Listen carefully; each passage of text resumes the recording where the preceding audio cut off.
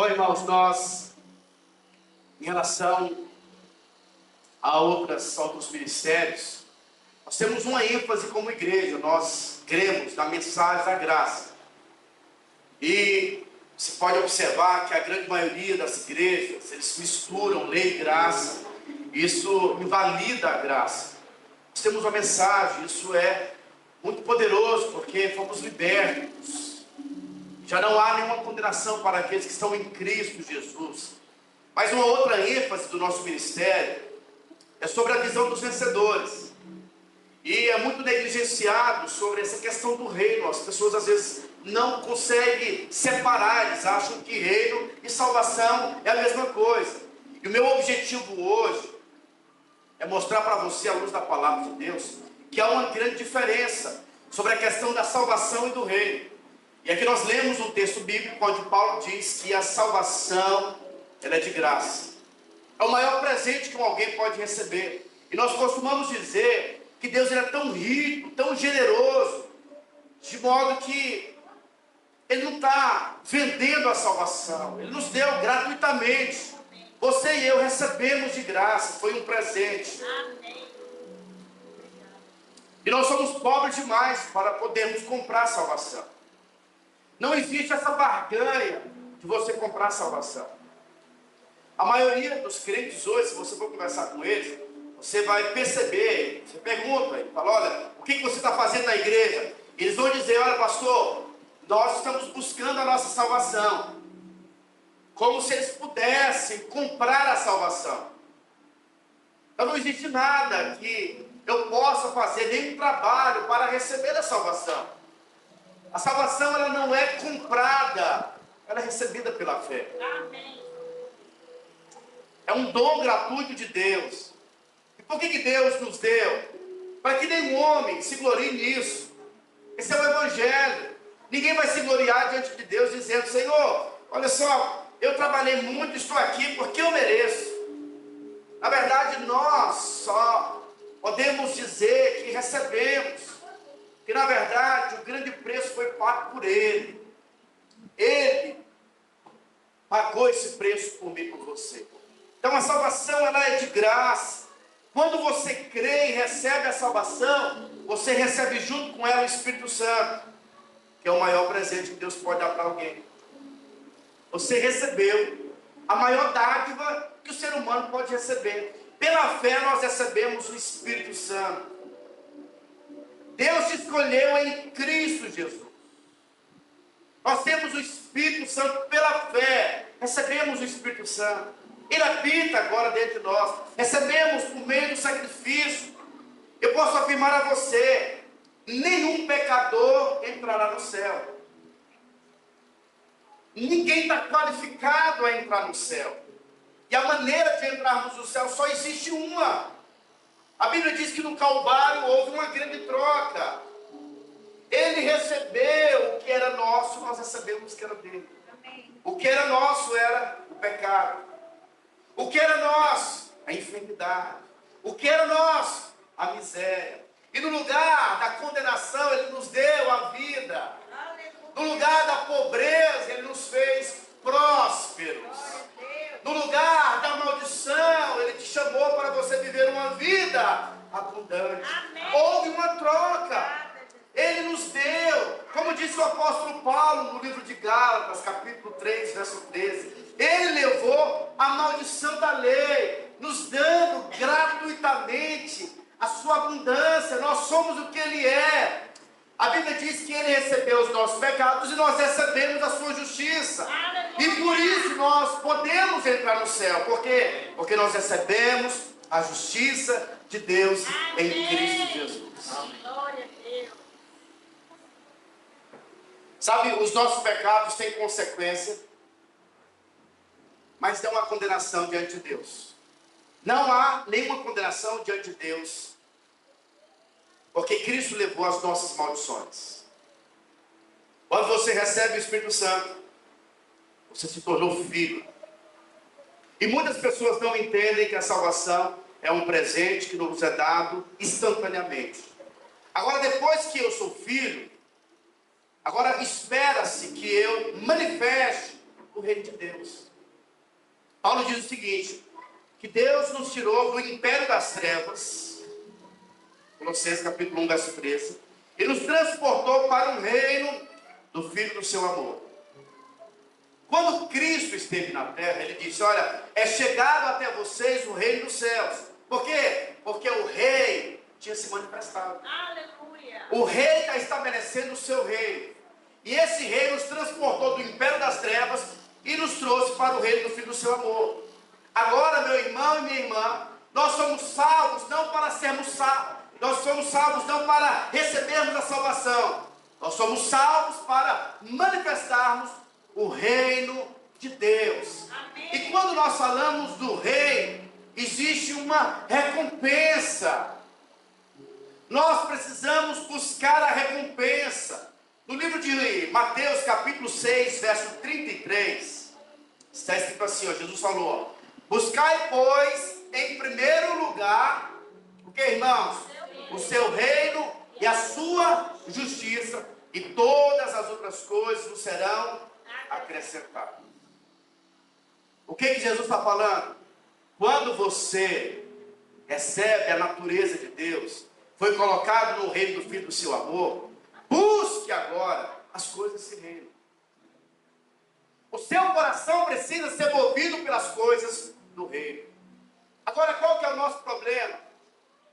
É que hoje, infelizmente, a igreja se converteu, mas a cultura do mundo tem entrado na igreja.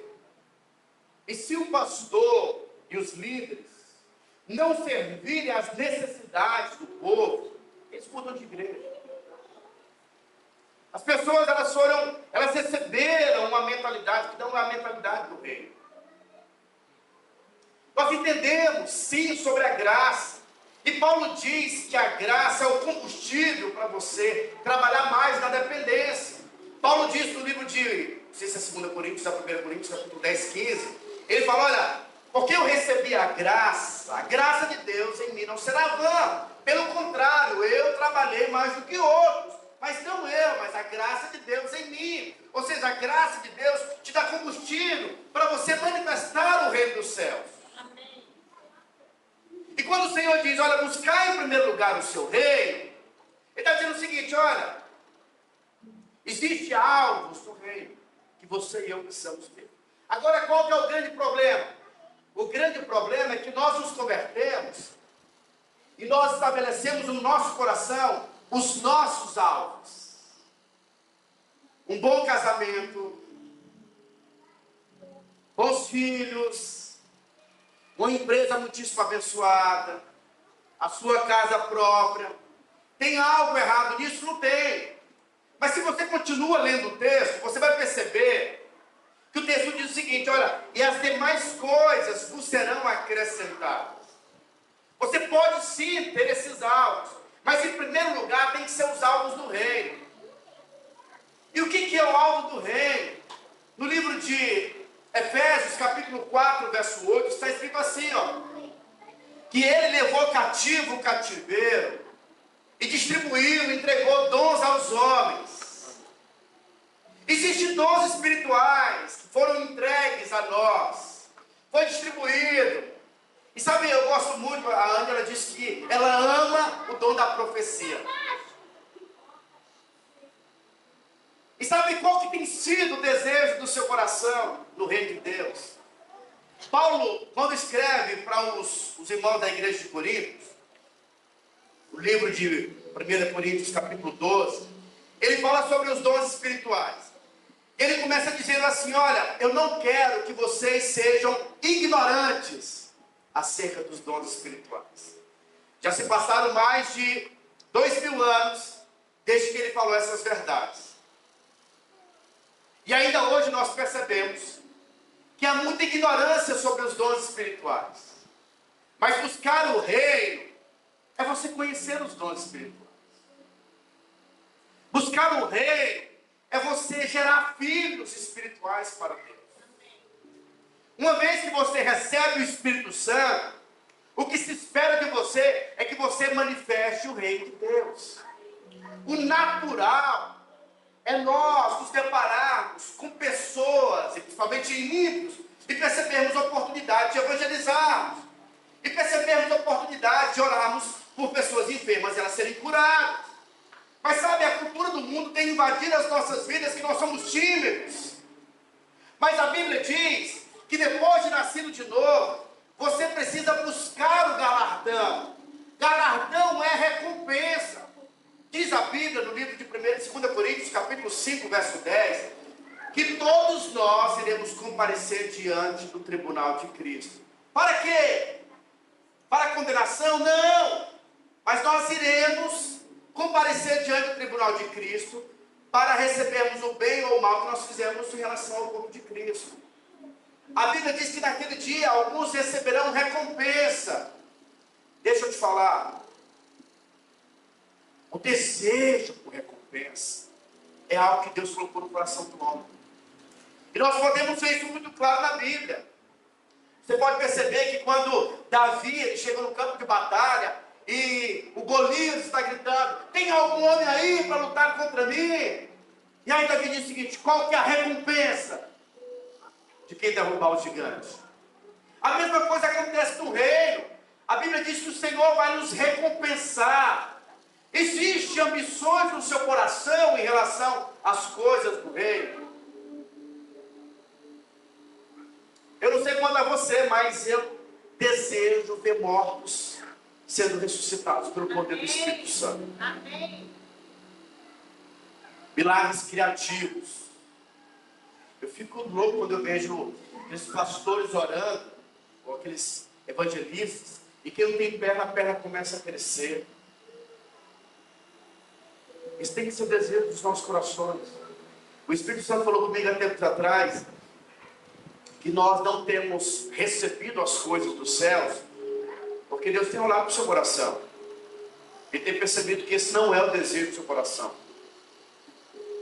Quantos de nós, eu não falo isso para tentar te acusar, não, eu só estou tentando te alertar sobre algo que é muito negligenciado no meio cristão, que é essa palavra do reino. Esse desejo em ser uma ferramenta nas mãos do Senhor. Esse desejo de fazer uma revolução na sua célula. De entender que as suas ovelhas, o rebanho que Deus te deu, Deus espera que haja fidelidade. Assim como ele falou para Pedro: Pedro, me amas? Sim, Senhor, eu te amo. Pedro, tu me amas? Sim, Senhor, eu te amo. Apacenta as minhas ovelhas. Cuide do meu reino. Discipule pessoas. A ideia de Cristo em relação à igreja depois de estabelecida, Jesus falou o seguinte: olha, vocês vão pelo mundo inteiro, fazer discípulos de todas as nações, batizando-os em nome do Pai, do Filho e do Espírito, e eis que estarei com vocês todos os dias até a consumação do céu. Nós não podemos manifestar o reino de Deus sem a pessoa do Espírito Santo. Livro de Lucas, capítulo 24, verso 49. Jesus, depois que ele ressuscita, ele tem ali uma comunhão com seus discípulos. Ele diz assim, permaneçam, pois, em Jerusalém, até que vocês recebam o poder do alto. Jesus está dizendo, olha, não tem como vocês se envolverem no reino de Deus sem nascerem de novo. Não tem como vocês manifestarem o reino de Deus sem o poder do Espírito Santo. Então permaneçam. E a Bíblia diz que os discípulos, então, eles ficaram ali, aguardando a promessa do Pai. No livro de Atos, capítulo 2, a Bíblia diz que os discípulos estavam reunidos, de repente veio do céu como um vento impetuoso, e encheu toda aquela casa, e eles viram línguas distribuídas como de fogo, e cada um recebeu. Eles passaram a falar em outras línguas, e ali começou a igreja. Esses homens fizeram uma manifestação, eles manifestaram o reino, e aonde eles iam, eles transtornavam os lugares, porque eram pessoas que estavam sendo usadas por Deus. Amém. Deus não fará nada na terra sem usar os seus filhos. E deixa eu te falar algo. A graça não anula os princípios do reino.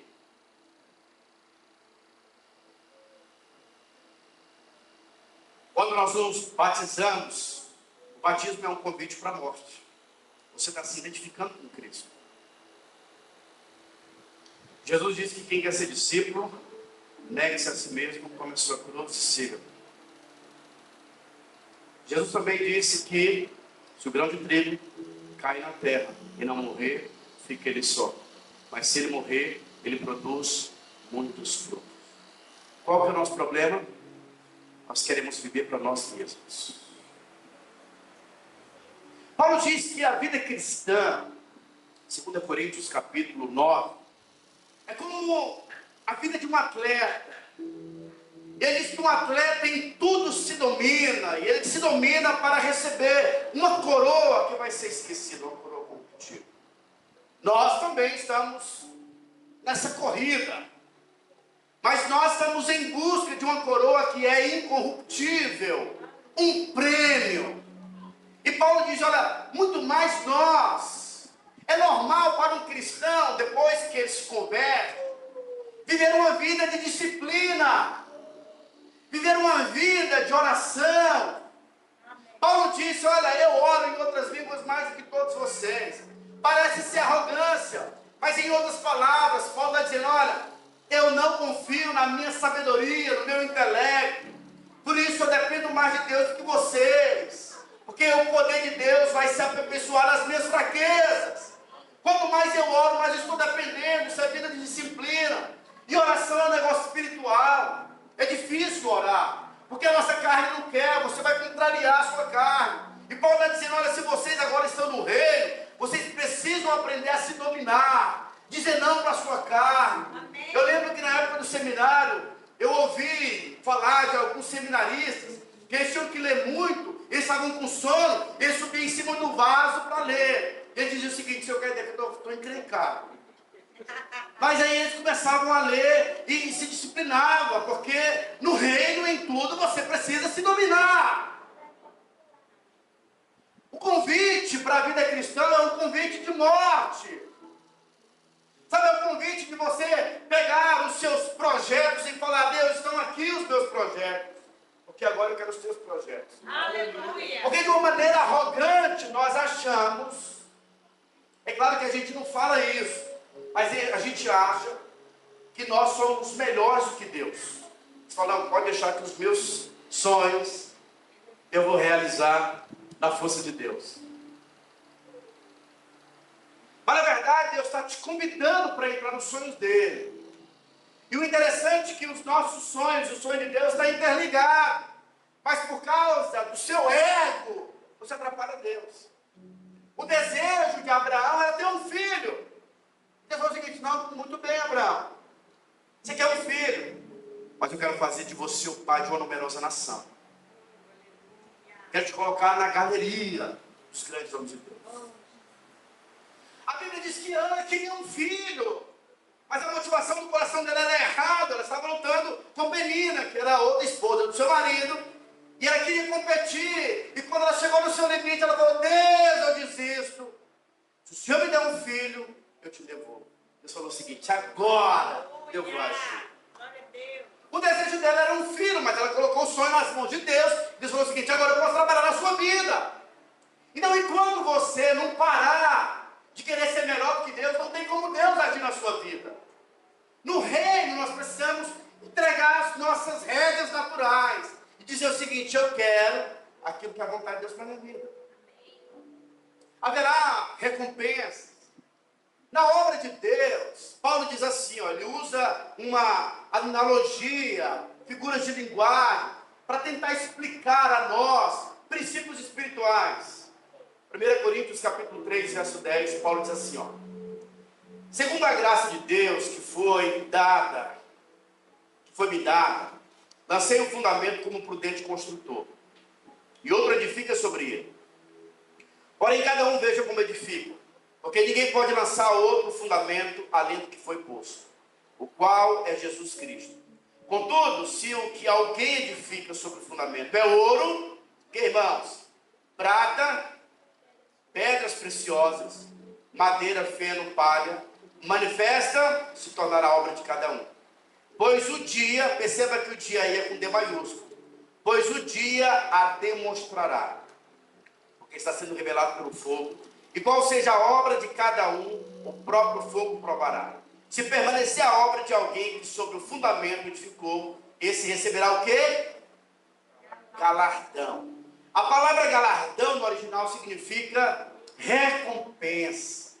Deus vai te recompensar. Mas perceba que aqui ele usa algumas figuras de linguagem para tentar nos explicar. Eu não sei se você já teve a experiência de ir ao ourives, quando ele pega o ouro e ele coloca ali aquele, esqueci qual que é o nome daquele maçarico. Quando ele põe ali aquele maçarico com fogo no ouro, toda a impureza do ouro sai e o ouro fica mais puro. A mesma coisa acontece com a prata. E ele diz então que existe algumas coisas que estão inseridas na edificação da casa. E nada na casa de Deus é feito, é colocado por acaso na Bíblia. Nada é por acaso. Então quando a Bíblia fala de ouro, fala na presença de Deus. O fogo é o próprio Senhor. No livro de Hebreus a Bíblia diz que ele é fogo consumidor. A obra vai ser testada por ele. E o que significa o ouro? O ouro representa a presença de Deus. No Velho Testamento a arca era feita com ouro. A prata aponta para Cristo. Nós não podemos fazer a obra de Deus sem Cristo. A Bíblia diz que Cristo foi vendido por 30 moedas de prata. Aponta para a redenção. A pedra preciosa aponta para o Espírito Santo.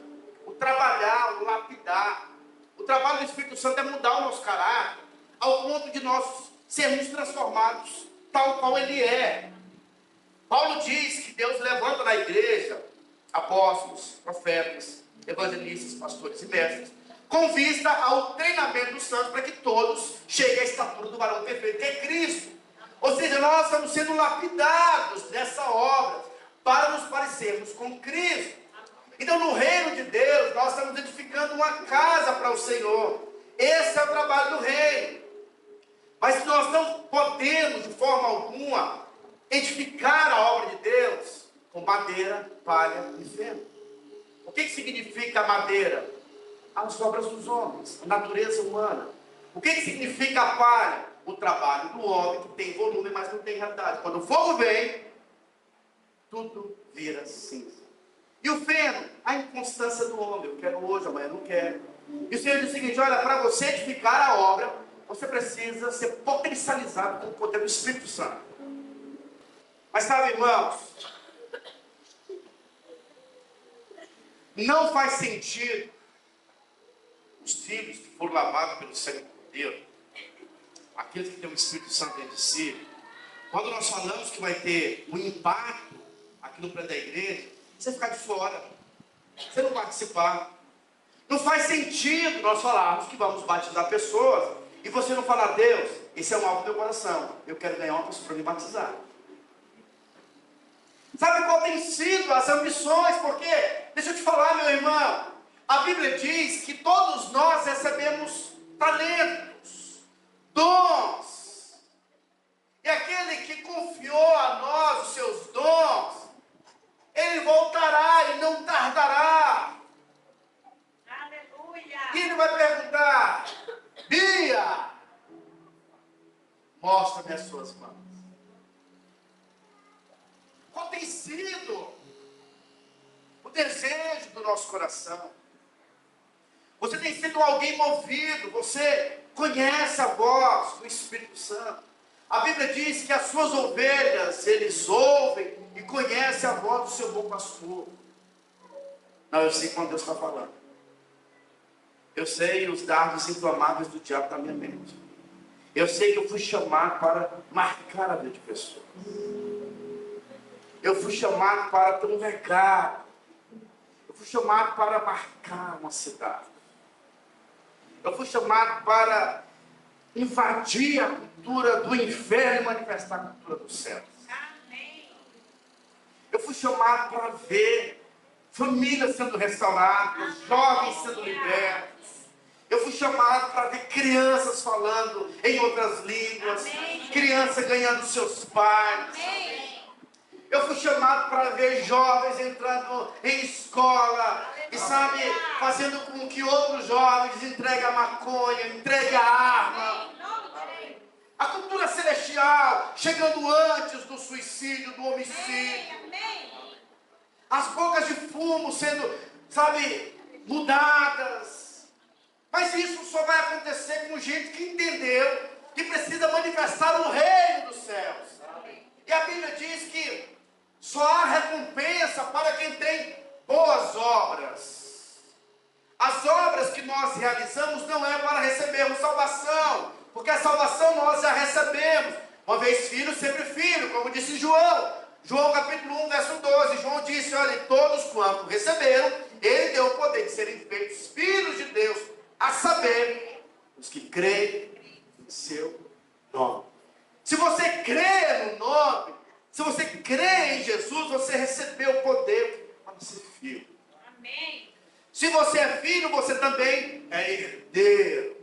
E se você é herdeiro, você precisa manifestar o reino do céu. Eu fiquei impressionado com o testemunho do Bill Johnson. Bill Johnson, ele conseguiu transmitir a cultura do reino para a igreja dele.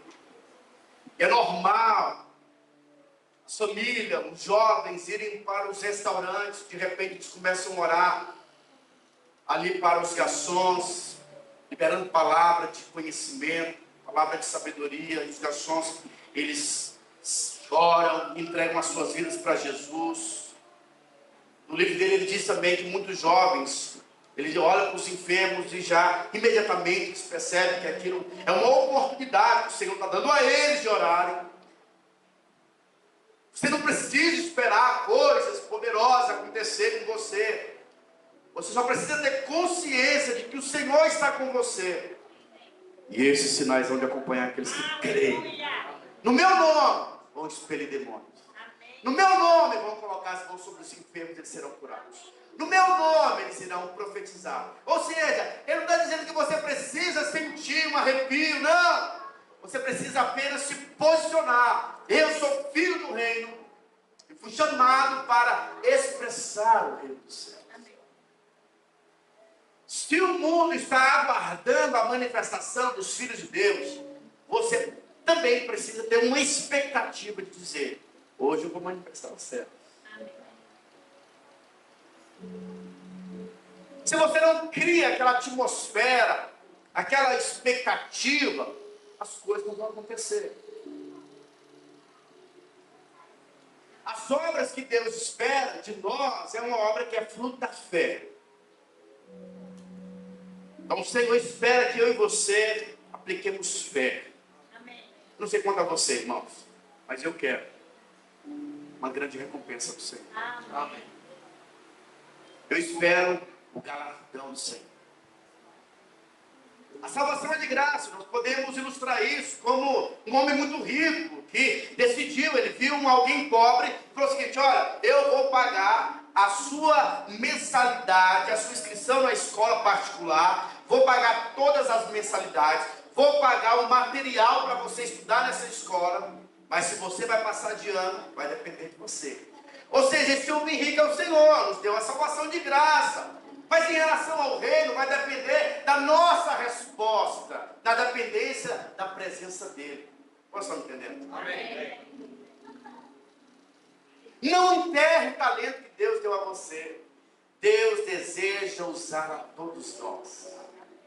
Eu posso falar para você, irmãos, mais desqualificado entre os irmãos aqui sou eu. Eu vim lá do interior do Maranhão. Quando Jesus me chamou, falava zói, orelhas, ouvido. Mas eu ouvi a voz do Espírito Santo. E decidi dizer a Deus: eis-me aqui. Não me considero uma pessoa de 5 talentos. Mas eu posso afirmar a você que eu já multipliquei o talento que Deus me deu. Amém. E sabe, o meu grande desejo é multiplicar a cada vez mais. Por quê? Porque brevemente o Senhor virá e eu quero realmente correr essa carreira e dizer ao Senhor: Senhor, eu me dominei na tua presença, dependendo do Senhor, e eu estou olhando para o autor e consumador da minha fé, porque há uma coroa, há uma recompensa que Ele dará para os vencedores. Glória a Deus.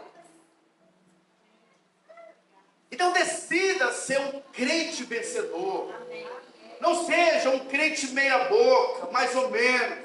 Seja um crente para valer. Sabe, eu acredito que uma das piores coisas que existe é você ser um crente domingueiro. Irmãos, eu acho que não existe coisa pior do que você só participar do culto no domingo e participar da célula. Eu não queria ser crente desse jeito. Não queria nem quero. Eu quero ser usado pelo Senhor. Sabe, então Deus tem que ver no seu coração um desejo pelas coisas do céu. Eu fui para Goiânia. E ao chegar em Goiânia, o pastor Luiz sentiu no coração, liberou uma palavra profética. Ele disse o seguinte: olha, Deus está dando para alguns pastores, para os pastores desse dia, prédios de igreja. E eu fui lá na frente. Eu recebi a oração. Mas de verdade, eu comecei a julgar. Falei, será? Está tendo mais dificuldade aí no prédiozinho pequeno. Tantas dificuldades que está tendo. Sonhar com prédio.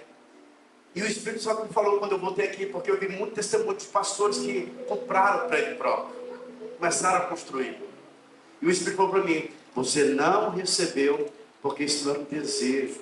Eu não quero saber qual que é a realidade de vocês. Eu estou distribuindo. Eu sou generoso. Sabe, muitos aqui também, talvez não estejam liderando ainda, porque isso não é um desejo do seu coração. Talvez você nunca ganhou uma vida na sua vida inteira cristã, porque isso não é um desejo do seu coração. Isso queima dentro de você. E sabe, liderança não é algo da mente, é algo no coração. As pessoas sentem, veem. Então, líderes de verdade são líderes que são movidos pelo Espírito da fé, são movidos pelo coração. Liderança é inspiração. Então, Deus vai liberar quando isso for um desejo genuíno do seu coração. O povo do reino não pensa em outra coisa. Estava conversando com o pastor Isaías, que é o pastor que hoje está em Campinas. Ele foi enviado com o pastor Rafael para Uberlândia. E ele falou que todas as vezes que o pastor Rafael tirava férias, eles iam como família juntos, ele participava. Ele falou o seguinte: pastor Leandro, a Fabiana e a minha esposa, começo ao fim, só radicais kids, radicais kids, radicais kids, radicais kids, radicais kids, kids, os kids, os kids, os kids, os kids. Não tem como não ser uma referência no Brasil. Hoje eles são uma potência. Mas porque o coração é movido por isso. E meu desafio hoje para você é: o que tem queimado seu coração? João diz assim, 1 João, capítulo 2, verso 17. Ora, o mundo passa, bem como os seus desejos. Mas aqueles que fazem a vontade de Deus permanecem eternamente. O desejo do seu coração toca a eternidade, ou só toca aquilo que é terreno? Porque o diabo propôs para Jesus, dizendo o seguinte: olha, Jesus, se você prostrar e me adorar, tudo aquilo que os teus olhos estão contemplando será teu. E Jesus falou o seguinte: não. Tem algo superior. Nem só de pão viverá o homem, mas eu vivo da palavra que sai da boca de Deus. Porque a palavra que sai da boca de Deus toca a eternidade. Paulo, escrevendo sobre esse assunto, ele diz: olha, porque Jesus se sujeitou, Deus deu a ele a maior posição.